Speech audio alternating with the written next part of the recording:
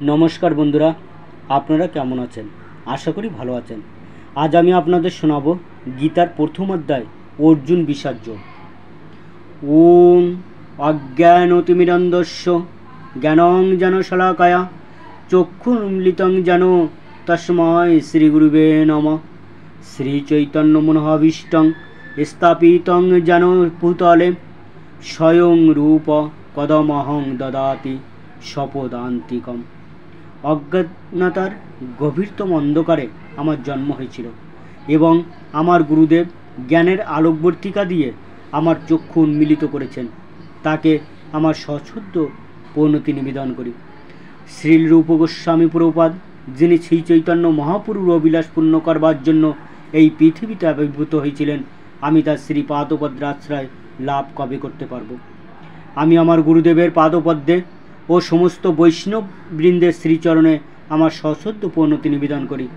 আমি শ্রী রূপ গোস্বামী, তার অগ্রজ শ্রী সনাতন গোস্বামী, শ্রী রঘুনাথ দাস, শ্রী রঘুনাথ ভট্ট, শ্রী গোপাল ভট্ট ও শ্রী জীব গোস্বামী চরণকমলে আমার সশ্রদ্ধ পরিণতি নিবেদন করি।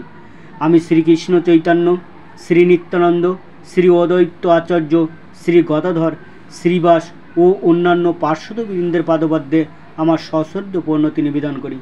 আমি শ্রীমতী ললিতা ও বিশাখা সহ শ্রীমতী রাধারানী ও শ্রীকৃষ্ণের চরণকমলে আমার সশ্রদ্ধ পরিণতি নিবেদন করি। হে আমার প্রিয় কৃষ্ণ, তুমি করুণারও সিন্ধু, তুমি দীনেরও বন্ধু, তুমি সমস্ত জগতেরও পতি, তুমি গোপীদের ঈশ্বর এবং শ্রীমতী রাধারানী প্রেমাস্পদ। আমি তোমার পাদপদ্মে আমার সশ্রদ্ধ পরিণতি নিবেদন করি।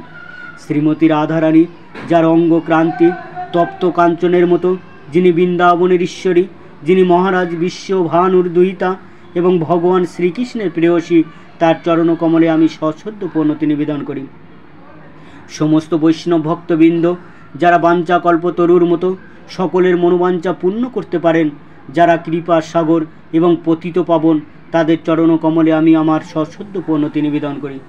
শ্রীকৃষ্ণ চৈতন্য প্রভু নিত্যানন্দ, শ্রী অদ্বৈত আচার্য, শ্রী গদাধর ও শ্রীবাস আদি গৌরভক্তবৃন্দের চরণকমলে আমি আমার সশ্রদ্ধ পরিণতি নিবেদন করি। ধৃতরাষ্ট্র জিজ্ঞাসা করলেন, হে সঞ্জয়, ধর্মক্ষেত্রে যুদ্ধ করার মানসে সমবেত হয়ে আমার পুত্র এবং পাণ্ডুর পুত্রেরা তারপর কি করল? সঞ্জয় বললেন, হে রাজন, পাণ্ডবদের সৈন্যসজ্জা দর্শন করে রাজা দুর্যোধন দ্রোণাচার্যের কাছে গিয়ে বললেন, হে আচার্য, পাণ্ডবদের মহান সৈন্যবল দর্শন করুন, যা আপনার অত্যন্ত বুদ্ধিমান শিষ্য দ্রুপদের পুত্র অত্যন্ত দক্ষতার সঙ্গে বুদ্ধের আকারে রচনা করেছেন।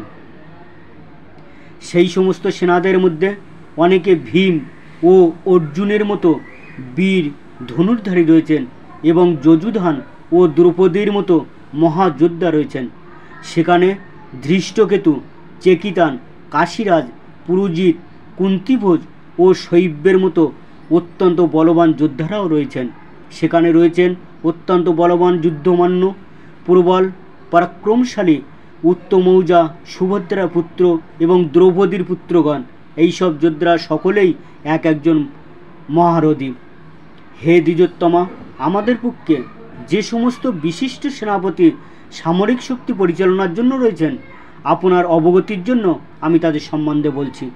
সেখানে রয়েছেন আপনার মতোই ব্যক্তিত্বশালী ভীষ্ম, কর্ণ, কৃপা, অশ্বত্থামা, বিকীর্ণ ও সোমদত্তের পুত্র ভূরিশ্রবা, যারা সর্বদা সংগ্রামী বিজয়ী হয়ে থাকেন। এছাড়া আরও বহু সেনানায়ক রয়েছেন, যারা আমার জন্য তাদের জীবন ত্যাগ করতে প্রস্তুত।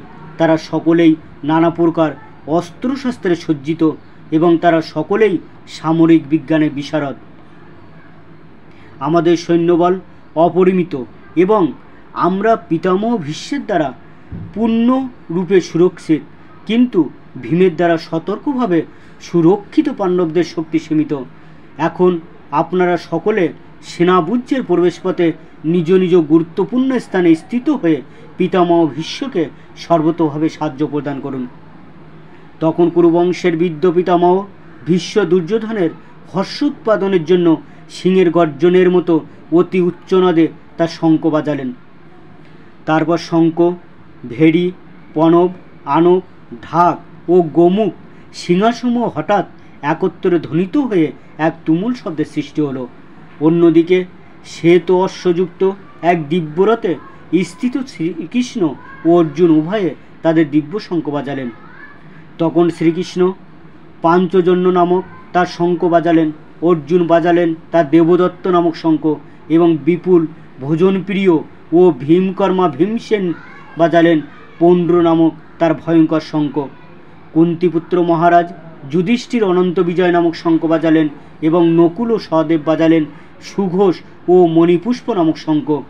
হেম রাজা তখন মহান ধনুর্ধর কাশীরাজ প্রবল যোদ্ধা শিখণ্ডী ধৃষ্টদ্যুম্ন বিরাট অপরাজিত সাত্ত্বিকী দ্রৌপদ দ্রৌপদীর পুত্রগণ সুভদ্রার মহাবলবান পুত্র এবং অন্য সকলে তাদের নিজ নিজ পৃথক শঙ্খ বাজালেন। শঙ্খনিনাদের সেই প্রচণ্ড শব্দ আকাশ ও পৃথিবী প্রতিধ্বনিত করে ধৃতরাষ্ট্রের পুত্রদের হৃদয় বিদারিত করতে লাগল। সেই সময় পাণ্ডবপুত্র অর্জুন হনুমান চিহ্নিত পতাকা শোভিত রথে অধিষ্ঠিত হয়ে তার ধনুক তুলে নিয়ে স্বরনিক্ষেপ করতে প্রস্তুত হলেন। হে মহারাজ, ধৃতরাষ্ট্রের পুত্রদের সমরসজ্জায় বিনষ্ট দেখে অর্জুন তখন শ্রীকৃষ্ণকে এই কথাগুলি বললেন। অর্জুন বললেন, হে অচ্যুত, তুমি উভয় পক্ষের সৈন্যদের মাঝখানে আমার রথ স্থাপন করো, যাতে আমি দেখতে পারি যুদ্ধ করার অভিলাষী হয়ে কারা এখানে এসেছে এবং এই মহাসংগ্রামে আমাকে কাদের সঙ্গে যুদ্ধ করতে হবে। ধৃতরাষ্ট্রের দুর্বুদ্ধি সম্পন্ন পুত্রকে সন্তুষ্ট করার বাসনা করে যারা এখানে যুদ্ধ করতে এসেছে তাদের আমি দেখতে চাই। সঞ্জয় বললেন, হে ভরত বংশধর, অর্জুন কর্তৃক এভাবে আদিষ্ট হয়ে শ্রীকৃষ্ণ সেই অতি উত্তম রথটি চালিয়ে নিয়ে উভয় পক্ষের সৈন্যদের মাঝখানে রাখলেন। ভীষ্ম, দ্রোণ প্রমুখ পৃথিবীর অন্য সমস্ত নৃপতিদের সামনে ভগবান ঋষিকেশ বললেন, হে পার্থ, এখানে সমবেত সমস্ত কৌরবদের দেখো। তখন অর্জুন উভয় পক্ষের সেনা দলের মধ্যে পিতৃব্য, পিতামহ, আচার্য, মাতুল, ভ্রাতা, পুত্র, পৌত্র, শ্বশুর, মিত্র ও শুভাকাঙ্ক্ষীদের উপস্থিত দেখতে পেলেন। যখন কুন্তিপুত্র অর্জুন সকল রকমের বন্ধু ও আত্মীয় স্বজনদের যুদ্ধক্ষেত্রে অবস্থিত দেখলেন, তখন তিনি অত্যন্ত কৃপাবিষ্ট ও বিষণ্ণ হয়ে গেলেন। অর্জুন বললেন, হে প্রিয়বর কৃষ্ণ, আমার সমস্ত বন্ধুবান্ধব ও আত্মীয় স্বজনদের এমনভাবে যুদ্ধাভিলাষী হয়ে আমার সামনে অবস্থান করতে দেখে আমার অঙ্গ প্রত্যঙ্গ অবশ হচ্ছে এবং মুখ শুষ্ক হয়ে উঠেছে। আমার সর্বশরীর কম্পিত ও রোমাঞ্চিত হচ্ছে, আমার হাত থেকে গান্ডীব খসে পড়ছে এবং ত্বক যেন জ্বলে যাচ্ছে। হে কেশব, আমি এখন আর স্থির থাকতে পারছি না, আমি আত্মবিস্তৃত হচ্ছি এবং আমি চিত্ত উদ্ভ্রান্ত হচ্ছি। হে কোশী, দানবহন্তা শ্রীকৃষ্ণ, আমি কেবল অমঙ্গলসূচক লক্ষণ সমূহ দর্শন করছি। হে কৃষ্ণ, যুদ্ধে আত্মীয় স্বজনদের নিধন করা শ্রেষ্ঠকর দেখছি না। আমি যুদ্ধে জয়লাভ চাই না, রাজ্য ও সুখভোগও কামনা করি না। হে গোবিন্দ, আমাদের রাজ্য কি প্রয়োজন, আর সুখভোগ বা জীবন ধারণেই বা কী প্রয়োজন, যখন দেখছি যাদের জন্য রাজ্য ও ভোগসুখের কামনা তারা সকলেই এই রণক্ষেত্রে আজ উপস্থিত। হে মধুসূদন, যখন আচার্য, পিতৃব্য, পুত্র, পিতামহ, মাতুল, শ্বশুর, পৌত্র, শ্যালক ও আত্মীয়স্বজন সকলেই প্রাণ ও ধনাদির আশা পরিত্যাগ করে আমার সামনে যুদ্ধে উপস্থিত হয়েছেন, তখন তারা আমাকে বধ করলেও আমি তাদের হত্যা করতে চাইব কেন? যে সমস্ত জীবের প্রতিপালক জনার্দন, পৃথিবীর তো কথাই নাই, এমনকি সমগ্র ত্রিভুবনের বিনিময়েও আমি যুদ্ধ করতে প্রস্তুত নই। ধৃতরাষ্ট্রের পুত্রদের নিধন করে কি সন্তোষ আমরা লাভ করতে পারবো? এই ধরনের আত্মীয়দের বধ করলে মহাপাপ আমাদের আচ্ছন্ন করবে। সুতরাং বন্ধুবান্ধব সহ ধৃতরাষ্ট্রের পুত্রদের সংহার করা আমাদের পক্ষে অবশ্যই উচিত হবে না। হে মাধব, লক্ষ্মীপতি শ্রীকৃষ্ণ, আত্মীয় স্বজনদের হত্যা করে আমাদের কি লাভ হবে, আর তা থেকে আমরা কেমন করে সুখী হব? হে জনার্দন, যদিও এরা রাজ্যলোভে অভিভূত হয়ে কুলক্ষয়জনিত দোষ, অমিত্রদোহ নিমিত্ত পাপ লক্ষ্য করছে না, কিন্তু আমরা কুলক্ষয়জনিত দোষ লক্ষ্য করেও এই পাপকর্মে কেন প্রবৃত্ত হব? কুলক্ষয় হলেও সনাতন কুলধর্ম বিনষ্ট হয় এবং তাহলে সমগ্র বংশ অধর্মে অভিভূত হয়। হে কৃষ্ণ, কুল অধর্মের দ্বারা অভিভূত হলে কুলবধূগণ বেবিচারে প্রভূত হয় এবং হে বাষ্ণেয়, কুল স্ত্রীগণ অসৎ চরিত্রা হলে অবাঞ্ছিত প্রজাতি উৎপন্ন হয়। বন্য সংখ্যার উৎপাদন বৃদ্ধি হলে কুল ও কুলঘাতকেরা নরকগামী হয়।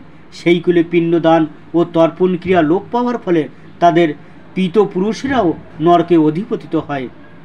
যারা বংশের ঐতিহ্য নষ্ট করে এবং যার ফলে অবাঞ্ছিত সন্তানাদি সৃষ্টি করে, তাদের কুকর্মজনিত দোষের ফলে সর্বপ্রকার জাতীয় উন্নয়ন প্রকল্প এবং বংশের কল্যাণ ধর্ম উচ্ছন্নে যায়। এই জনার্দন, আমি পরস্পরাক্রমে শুনেছি যে যাদের কুলধর্ম বিনষ্ট হয়েছে তাদের নিয়ত নরকে বাস করতে হয়। হায়, কি আশ্চর্যের বিষয় যে আমরা রাজ্য সুখের লোভে স্বজনদের হত্যা করতে উদ্যত হয়ে মহাপাপ করতে সংকল্পবদ্ধ হয়েছে। প্রতিরোধ রহিত ও নিরস্ত্র অবস্থায় আমাকে যদি শস্ত্রধারী ধৃতরাষ্ট্রের পুত্রেরা যুদ্ধে বধ করে, তা হলেও আমার অধিকতর মঙ্গলই হবে। সঞ্জয় বললেন, রণক্ষেত্রে এই কথা বলে অর্জুন তার ধনুর্বাণ ত্যাগ করে শোকে ভারাক্রান্ত চিত্তে রথপরি উপবেশন করলেন। বন্ধুরা, আজ শ্রীমদ্ভগবদ্গীতার প্রথম অধ্যায় এখানেই সমাপ্ত করলাম।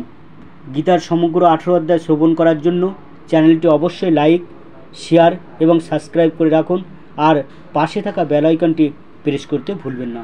নমস্কার।